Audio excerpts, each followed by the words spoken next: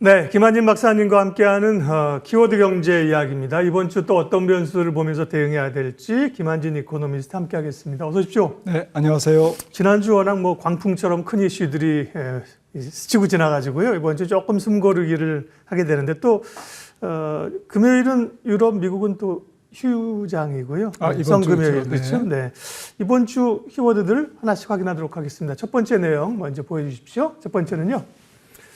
네, 파월의 최애 가장 주목해보는 물가지표 PC가 이번 주에 발표됩니다. 이번 주 큰 이슈 가운데가 이제 주말쯤 발표되는 PC잖아요. 물가가 여전히 높을까? 아니면 PC는 괜찮을까? 어떤가요, 상황이 박사님? 네, 현지 시간 미국 휴장이 있는 날 발표를 하네요. 네. 근데 지난주에 FOMC가 워낙 광풍을 일으켰기 때문에 네. 그리고 2주 전에 이미 CPI가 발표됐죠. 최애라는 표현을 쓰셨는데 아무래도 CPI보다는 PCE가 조금 낮게 나올 수밖에 없으니까요. 네. 주거비 비중도 CPI는 35% 비중을 차지하는데 PCE는 20%밖에 차지 안 하니까 지금 주거비가 조금 문제지 않습니까? 네. 파월 의장은 지난주에 주거비도 그렇게 큰 문제 안 된다라고 얘기했지만 FOMC에서 아무튼 미국의 PCE 물가 지수가 통화 정책의 가장 금과 억조기 때문에 중요합니다. 헤드라인은 지금 2.5%로 예상이 되고요. 네. 2.4% 정도가 컨센서스고 지금 근원은 2.8% 그대로 유지할 것 같습니다. 클리브랜드 여론에서는 3월 달에 가서야 근원 PCE가 2.8에서 한 2.7 이렇게 떨어질 거다 이렇게 예상을 하고 있는데요. 지난주에 FOMC 기자회견에서도 파월 의장이 얘기했지만 상당히 조금 그 범피가 있습니다. 과속 방지턱 같은. 네. 그래서 울퉁불퉁한 CPI도 지난 중순에 조금 울퉁불퉁한 모습을 보였지만 근원 PCE도 잘 안 떨어지네요. 근원 PCE가 연준의 목표치인 2% 아래로 가려면 전월비 0.17 이하로 나와야 됩니다. 그런데 지금 계속 0.2, 0.3 이렇게 찍히고 있기 때문에 미세한 차이로 잘 하방 경직성, 물가가 잘 안 떨어지는 모습을 보이고는 있습니다. 끈적끈적하고 말씀하신 것처럼 울퉁불퉁한데 문제는 저런 파월이 돈 케어? 그래도 금리 내릴 거야.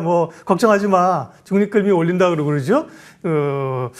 정책적인 영향을 많이 주기 때문에 그렇게까지 PC에 대해서 긴장은 CPI 나올 때보다 좀 덜 하는 것 같고요. 이번 주에 보니까 목요일 날 미국의 4분기 GDP도 발표가 됩니다. 4분기 거. 그 다음에 결국 이제 앞으로 성장률 전망치 올린 게 더 관심 아닌가요? 네.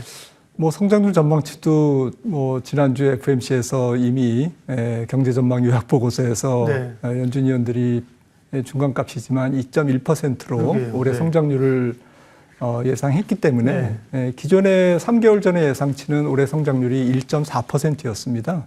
0.7%포인트나 높게 상향 조정한 상태에서 지금 GDP를 추계해서 전망하는 아틀란타 연은이 최근에 조금 낮췄지만 여전히 올해 GDP를 2.1% 보고 있고요. 그러니까 2%의 성장률이라는 것은 미국 경제 입장에서는 잠재 성장률, 추세 성장률 1.8%를 웃도는 성장률이기 때문에 만약에 2% 성장률이 올해 나오면 거의 연착륙이 아니라 노랜딩이죠. 네. 그런데 지난해 4분기는 이제 확정치입니다. 이번 주에 나오는 건 확정치고요. 속보치가 3.3이었는데 잠정치가 3.2로 나왔고요. 이번에 이제 확정치도 한 3.2로 지금 보고 있습니다. 3%대에서 이제 2%대 성장률로 들어가는데 스무스하게 들어가느냐, 조금 낮게 들어가느냐를 이제 조금 관건인데 지금 컨센서스는 2% 성장이 무난할 것으로 지금으로 봐서는 지금 전망되고 있습니다. 네. 미국의 이번 주에 발표하는 물가지표, 성장률 지표를 확인했고요. 키워드로 알아보는 경제 이야기 두 번째 내용 확인하겠습니다. 17년 만에 일본이 금리 인상을 했죠. 그 얘기는 우리가 이미 한 얘기고 거기에 주목한다는 것보다는 글로벌 자금이 이제 어디로 가느냐입니다. 일본이 금리 올린다고 일본으로 자금이 가겠느냐?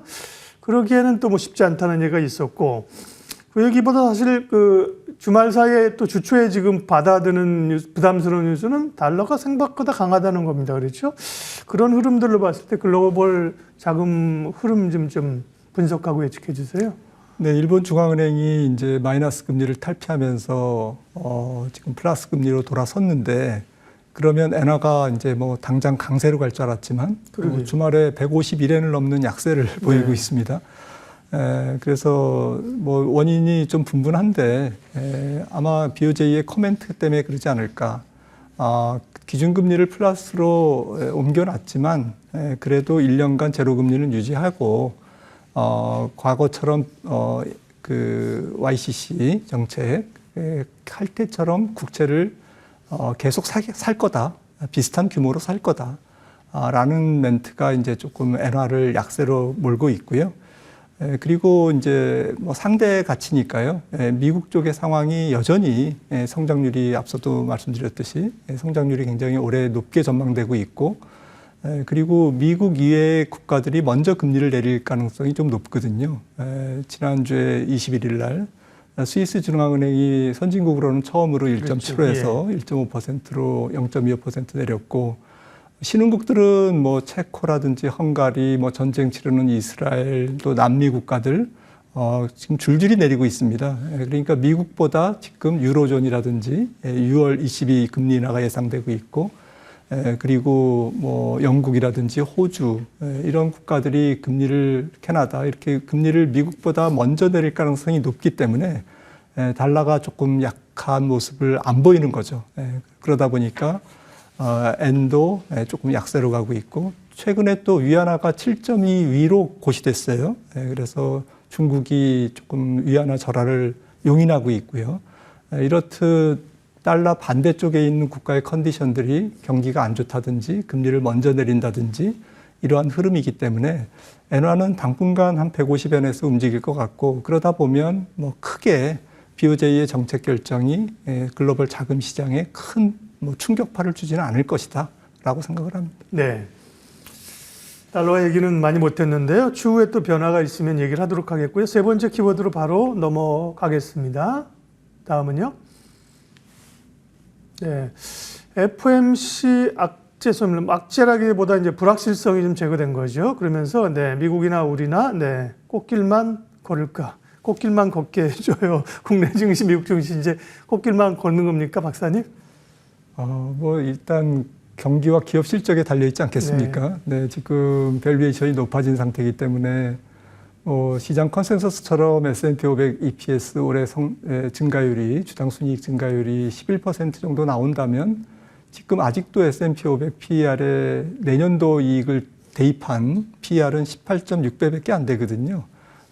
올해 지난 실적을 대입했을 때는 이미 21배에 가깝지만 그래서 예상대로 이익이 계속 찍혀준다면 제 생각에는 뭐 조금 유동성 환경도 풍부하고 또 곧 금리 인하도 있기 때문에 시장이 순항하지 않을까라고 생각을 하는데요. 만약에 이익이 조금 생각대로 안 나와주면 지금 개별 종목에서도 그런 현상이 나타나고 있지 않습니까? 애플이라든지 테슬라 이런 기업들이 뭐 실적이 꼬꾸라진 건 아니지만 약간 뭐 펀더멘탈이 조금 안 좋아지는 모습을 보이자마자 지금 조금 M7에서 탈락한다든지 지난주에는 나이키와 블루레몬 같은 소비재들이 조금 지난 실적은 괜찮았습니다.